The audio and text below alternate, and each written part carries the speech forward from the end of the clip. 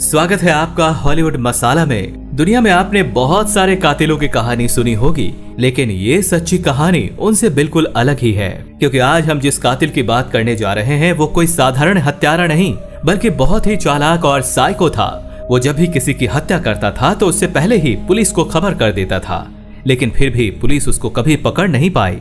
उसने 1960 के दशक के अंत और 1970 के दशक की शुरुआत में सैन फ्रांसिस्को क्षेत्र में आतंक फैलाया था। लगभग 50 से अधिक सालों तक जांच होने के बावजूद ये मामला अनसुलझा रहा और आज भी ज़ोडिएक किलर की पहचान एक रहस्य बनी हुई है। आगे बढ़ने से पहले हमारे प्यारे दोस्तों को उनके प्यारे से कमेंट के लिए धन्यवाद। तो कहानी की शुरुआत 4 जुलाई 1969 से होती है, जहां हम एक लड़की डार्लिन को देखते हैं जो शादीशुदा होने के बावजूद कई लड़कों के साथ एक्स्ट्रा अफेयर रखती थी। एक रात डार्लिन माइक नाम के एक लड़के को पिकअप करती हैं और वो दोनों शहर के बाहर टाइम स्पेंड करने के लिए जाते हैं। तभी एक काली गाड़ी में एक आदमी आता है और उन दोनों पर गोलियों की बरसात कर देता है। इस अटैक में डार्लिन की मौत हो जाती है, लेकिन माइक बच जाता है। जिसके बाद हमें बताया जाता है कि सैन फ्रांसिस्को क्रॉनिकल नामक न्यूज़पेपर के ऑफिस में उसी किलर का एक लेटर मिलता है। इस लेटर में किलर अपना नाम ज़ोडिएक बताता है, लेकिन लेटर में ज़ोडिएक ने एक कोडेड मैसेज भी भेजा था और लिखा था कि जब तक पुलिस इस कोडेड मैसेज को सॉल्व नहीं करेगी और इसकी पहचान नहीं ढूंढेगी, तब तक वो 12 और लोगों को मारेगा। ये लेटर सभी के लिए चिंता का विषय बन जाता है, क्योंकि इसमें किलर साफ साफ लिखता है कि वो और लोगों को मारने वाला है। जल्द ही उसका लेटर और पजल सैन फ्रांसिस्को के सभी डिपार्टमेंट्स में फैल जाता है और सभी इसे सॉल्व करने में जुट जाते हैं।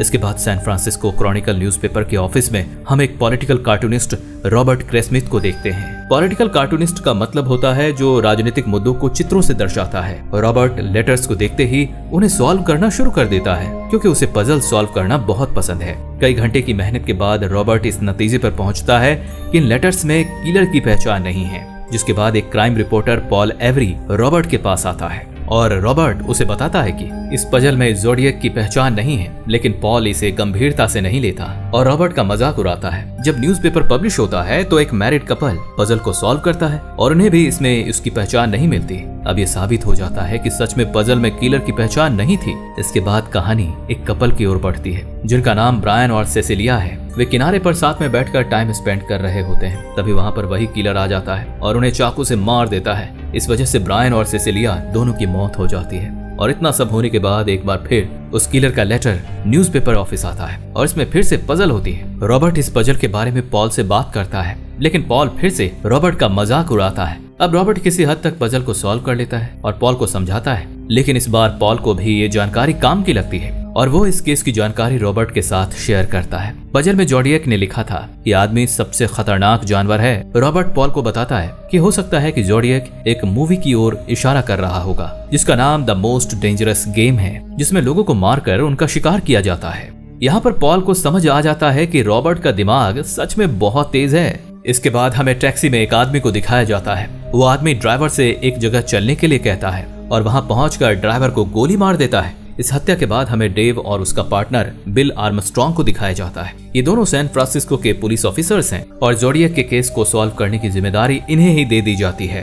हालांकि अभी तक पुलिस को ज़ोडिएक के खिलाफ एक भी सबूत नहीं मिला था, लेकिन टैक्सी में उन्हें फिंगरप्रिंट्स मिल जाते हैं और डेव को पूरा यकीन है कि ये फिंगरप्रिंट्स ज़ोडिएक के ही हैं। अब हम देखते हैं कि ज़ोडिएक ने फिर से एक लेटर भेजा है और इस बार उसने लेटर के साथ टैक्सी ड्राइवर के खून से सनी हुई शर्ट का एक टुकड़ा भी भेजा है।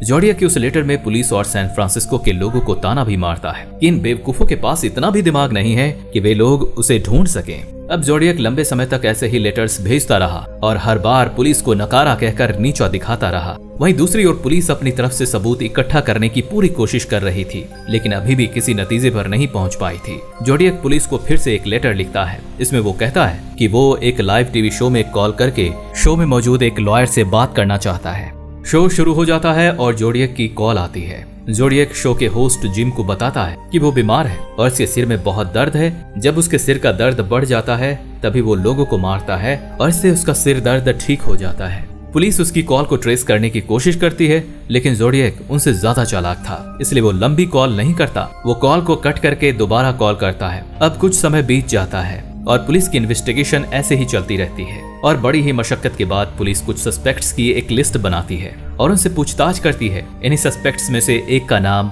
आर्थर होता है। इंस्पेक्टर डेव आर्थर से पूछताछ करता है और नोटिस करता है कि आर्थर की घड़ी पर वही ज़ोडिएक का साइन बना है। साथ ही उसकी हरकतें भी बहुत अजीब होती हैं। डेव आर्थर के बैकग्राउंड की जांच करता है और पता चलता है कि आर्थर को स्कूल से जहां वो काम करता था वहां से निकल गया था, क्योंकि वो बच्चों को गलत तरीके से टच करता था। और अब आर्थर की इस हरकत के बारे में सुनकर डेव का शक और भी बढ़ जाता है, इसलिए वो आर्थर की हैंडराइटिंग को एक्सपर्ट से ज़ोडिएक के लेटर्स के साथ मैच करवाता है। लेकिन उसकी हैंडराइटिंग ज़ोडिएक से मैच नहीं करती। इसके बाद हमें पॉल को दिखाया जाता है, जो रोज अपने न्यूज़पेपर में ज़ोडिएक के बारे में कुछ न कुछ पब्लिश करता रहता था, क्योंकि वो क्राइम रिपोर्टर था। लेकिन एक दिन ज़ोडिएक उसे एक लेटर भेजता है जिसमें टैक्सी ड्राइवर की शर्ट का एक टुकड़ा था जिस पर खून लगा हुआ था। साथ ही ज़ोडिएक ने उस लेटर में पॉल को धमकी भी दी थी। इस धमकी से पॉल घबरा जाता है और शराब पीने लगता है। वो हर वक्त शराब के नशे में धुत रहता है, क्योंकि ज़ोडिएक की दहशत ही इतनी फैल चुकी थी कि पूरा शहर उसके नाम से कांपने लगता था। पुलिस अभी भी उसे पकड़ने में नाकाम थी और अब इस हालात के कारण पॉल को भी उसकी जॉब से निकाल दिया जाता है और वो सैक्रामेंटो चला जाता है। वहीं दूसरी ओर रॉबर्ट अभी भी ज़ोडिएक केस को सॉल्व करने की कोशिश में लगा हुआ था। वो पूरी रिसर्च करता है और धीरे धीरे ज़ोडिएक केस की कड़ियां जोड़ना शुरू करता है। अब कुछ साल बीत जाते हैं और मामला शांत हो जाता है। 4 साल बाद रॉबर्ट फिर से केस की इन्वेस्टिगेशन शुरू करता है और इस बार वो ज़ोडिएक के खिलाफ एक पुख्ता सबूत ढूंढने की ठान लेता है। उसने अपनी रिसर्च में पाया था कि ज़ोडिएक अपने लेटर्स में स्पेलिंग मिस्टेक्स करता था और रॉबर्ट को पूरा यकीन हो जाता है कि आर्थर ही ज़ोडिएक है। वो इंस्पेक्टर डेव को अपनी इन्वेस्टिगेशन के बारे में बताता है, लेकिन डेव रॉबर्ट की बात को गंभीरता से नहीं लेता। इस बीच रॉबर्ट ने अपनी पूरी रिसर्च को एक किताब में लिखने का फैसला किया। रॉबर्ट का जुनून अभी भी खत्म नहीं हुआ था। उसने खुद जाकर हर उस व्यक्ति से बात की जिसने ज़ोडिएक को देखा था। अब 8 सालों के बाद हमें माइक दिखाया जाता है, जो पहले ज़ोडिएक के हमले से बचा था। एक पुलिस स्टेशन में जाता है और ज़ोडिएक की पहचान के लिए कुछ फोटो देखता है। वहाँ वो आर्थर का फोटो देखकर उसे पहचान लेता है कि वही ज़ोडिएक था, लेकिन उसे अभी भी पक्का यकीन नहीं है, क्योंकि कई सालों के बाद उसकी याद धुंधली हो गई है।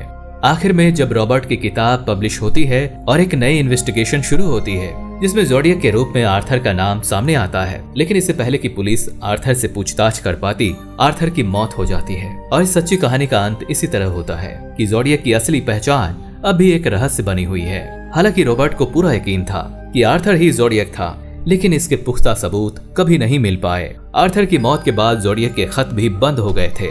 इस पूरे मामले ने रॉबर्ट ग्रेस्मिथ के जीवन पर गहरा असर डाला था। ज़ोडिएक को लेकर उनकी दीवानगी ने उनकी निजी जिंदगी को बर्बाद कर दिया, यहाँ तक कि उनकी शादी भी टूट गई। लेकिन इसके बावजूद रॉबर्ट ने सच्चाई की खोज को नहीं छोड़ा। उन्होंने ज़ोडिएक पर 2 किताबें लिखी, जिनमें से पहली किताब बेस्ट सेलर बनी। और इसी के साथ हमारी कहानी यहीं समाप्त होती है। मिलते हैं अगली एक और शानदार कहानी में। तब तक के लिए धन्यवाद।